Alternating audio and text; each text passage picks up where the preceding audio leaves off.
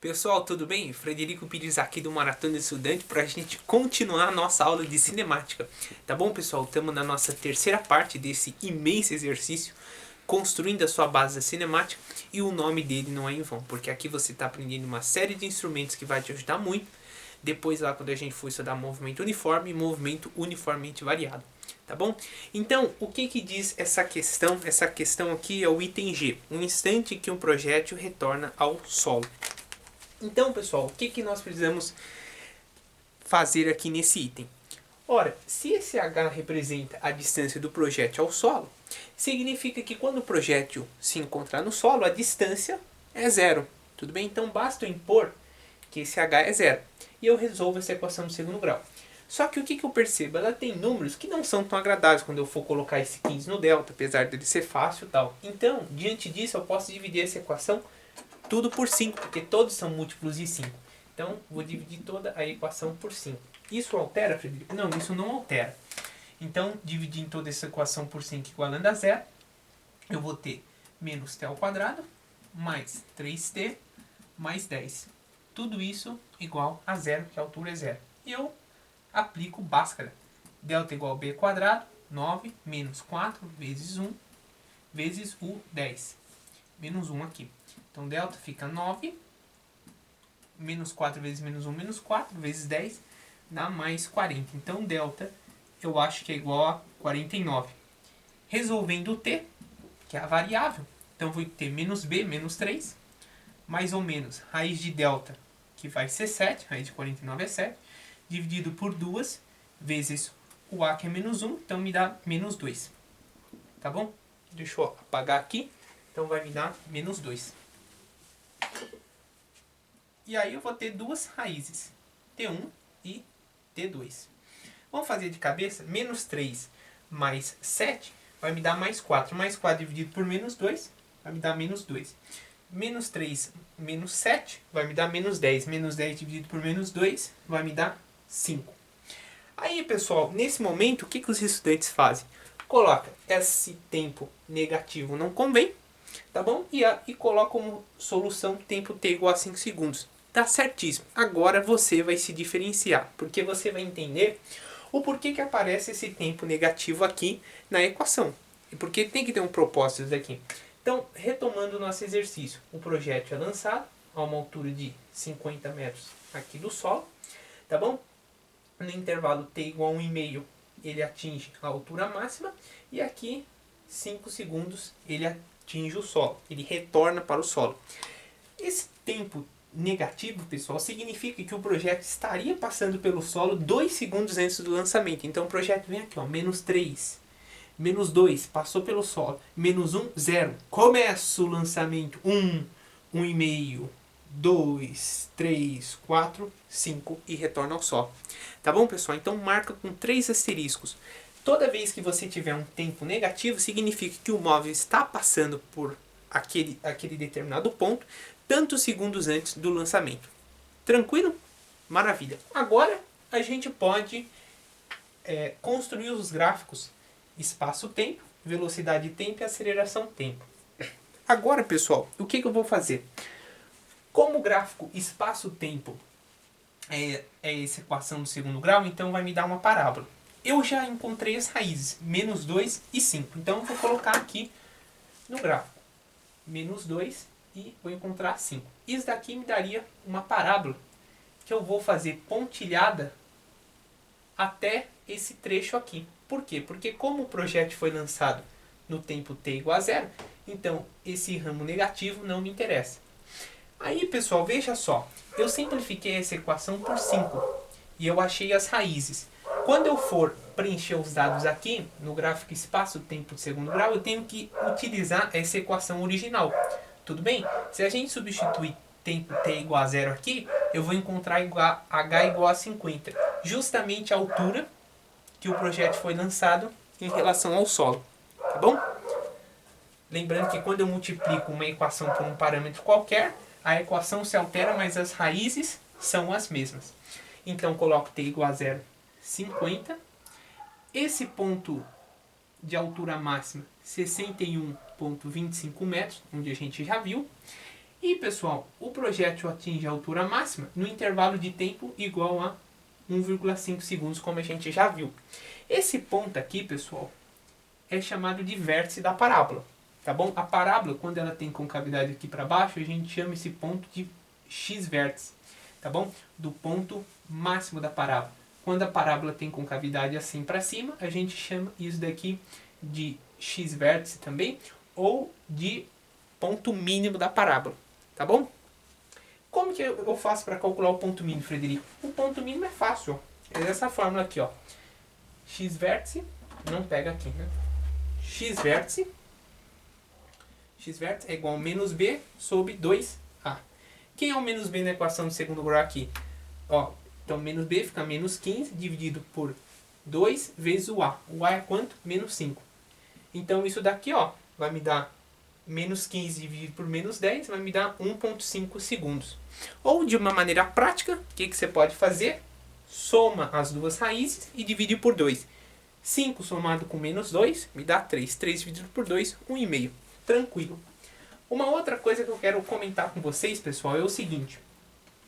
O gráfico espaço-tempo não diz nada a respeito da trajetória. Então você perceba que isso daqui é uma equação de segundo grau, uma parábola, no caso não é uma parábola completa, é um ramo de parábola. E a gente viu que o projétil faz um lançamento vertical. Ele sobe numa reta e desce por essa mesma reta. Ah, Frederico, por que você desenhou para o lado? Só para comodidade de explicação, porque esse movimento é assim, subiu, atingiu a altura máxima e retornou. Tá bom? Agora, como que eu faço o gráfico velocidade-tempo? Lembrando, a gente já encontrou a velocidade, mas eu poderia derivar. Né? Encontrando aqui, ó, como se deriva, vai tombando. Então, tombo expoente diminui 1. 10t elevado à primeira. Tombo expoente diminui menos 1, mais 15. A constante a gente tira fora. Você pode fazer o gráfico seguinte. Coloca tempo t igual a 0 para encontrar o ponto. Ora, tempo t igual a 0, velocidade 15. Eu sei que o ponto de altura máxima que o projétil atinge é no instante t igual a 1,5. E nesse ponto a velocidade é nula. E aqui, pessoal, apesar de eu ter colocado 5, eu posso colocar o 5, mas eu quero colocar aqui o tempo 3 para eu mostrar uma coisa interessante para vocês. Perceba que daqui da origem até 1,5 segundos a distância é 1,5. E daqui também a distância é 1,5. Esse ângulo é de 90 graus. Esse ângulo é de 90 graus. Esse ângulo é alfa e esse ângulo é alfa. Logo, esses dois triângulos são semelhantes. Se esse cateto mede 15, esse cateto também vai medir 15. Como ele está abaixo do eixo X aqui, que é denotado pelo tempo, vai ser menos 15, tá bom? Então aqui, ó, eu vou ter menos 15. Tá bom? Tranquilo? E aí, pessoal, se eu derivar mais uma vez, eu encontro a aceleração. Então a aceleração, derivando, tombo expoente, vai ser menos 10. Então uma reta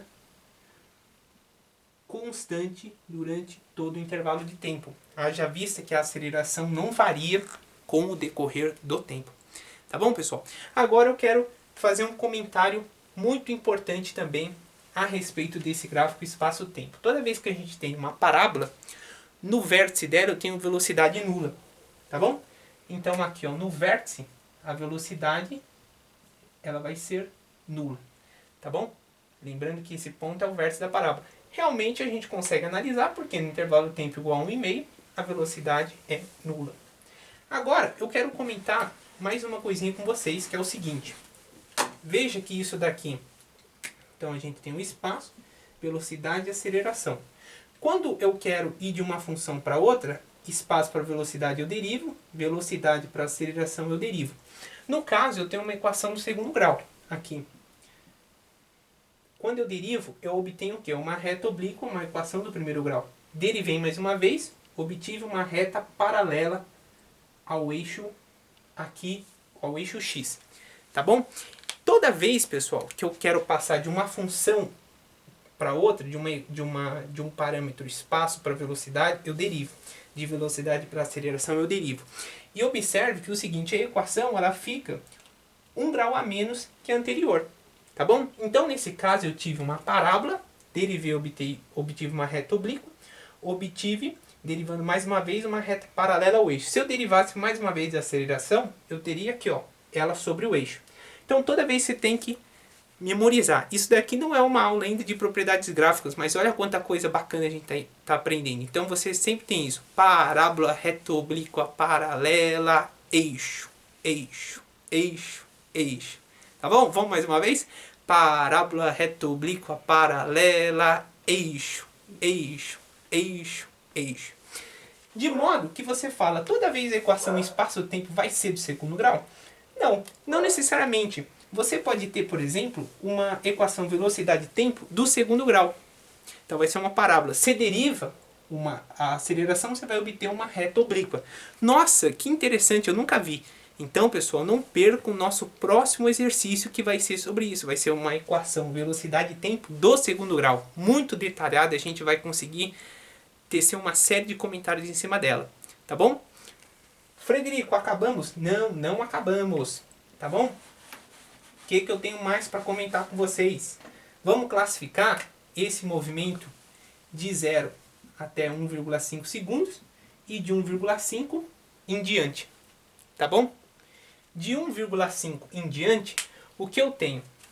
Perceba, ó, fazendo análise pelo gráfico espaço-tempo, eu tenho que o espaço ele é crescente com o tempo. Tá bom? Se nesse ramo o espaço é crescente com o tempo, o movimento vai ser progressivo.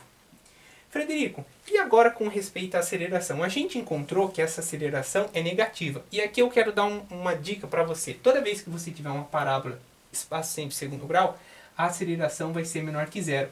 Porque ela vem de uma fórmula que o pessoal chama de sorvetão. S igual a S0 mais V0t mais gama sobre 2 vezes t ao quadrado. Onde esse gama sobre 2 é justamente esse parâmetro que está acoplado com t ao quadrado. Tá bom? Gama sobre 2 é a aceleração sobre 2. E aí, pessoal, toda vez que eu tiver uma parábola com cavidade para cima, a aceleração vai ser maior que zero. Tá bom? Então, veja, parábola com cavidade boca para baixo, a aceleração ela vai ser negativa. Tá bom? Em todo o intervalo de tempo. Só que de 0 até 1,5, como o espaço é crescente com o tempo, o movimento é progressivo, logo a velocidade é positiva. Ora, isso a gente já bateu muito na tecla. Aceleração e velocidade com sinais contrários significa sentidos contrários. Então o movimento vai ser exatamente retardado. Retardado.